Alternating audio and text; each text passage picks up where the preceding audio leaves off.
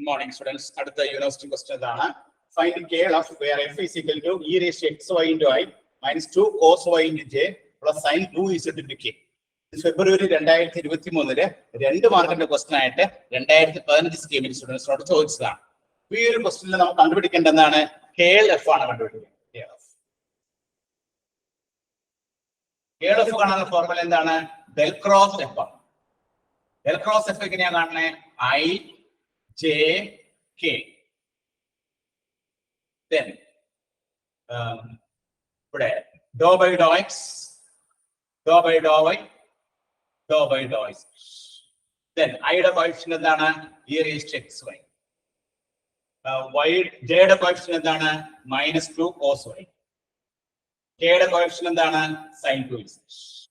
ഇത് ഇവാലുവേറ്റ് ചെയ്യാം. ഇത് ഇവാലുവേറ്റ് ചെയ്യുമ്പോൾ I ഈ കോളം ഈ റോ ഒഴിവാക്കാം. Do by do y of sine 2z എന്താണ് answer? 0. Do by do z of -2 cos y അതും 0. മൈനസ് j ഇൻടു ഈ കോളം ഈ റോ ഒഴിവാക്കാം. Do by do x of sine 2z 0. Do by do z of e raised to xy അതും 0. then plus k into ഈ column ഈ row ഒഴിവാക്കാം. Do by do x of -2 cos y അതും 0. Do by do y of e raised to xy എന്ന് പറഞ്ഞാൽ എന്തായിരിക്കും? e raised to xy into y വെച്ചാണ് നമ്മൾ പാർഷ്യൽ ഡിഫറൻഷിയേറ്റ് ചെയ്യുന്നത്. അപ്പോൾ ഇവിടെ എന്ത് വരും? x. therefore നമ്മുടെ ആൻസർ എന്താണ്? x into minus x into e raised to xy k. Del cross f എന്ന് പറയുന്നത് അല്ലെങ്കിൽ k എന്ന് പറയുന്നത് എത്ര കിട്ടി? -x into e raised to xy into k. ഇത് ഫെബ്രുവരി 2023 2 മാർക്കിന്റെ ക്വസ്റ്റൻ ആയിട്ട് KT ചോദിച്ചതാണ്.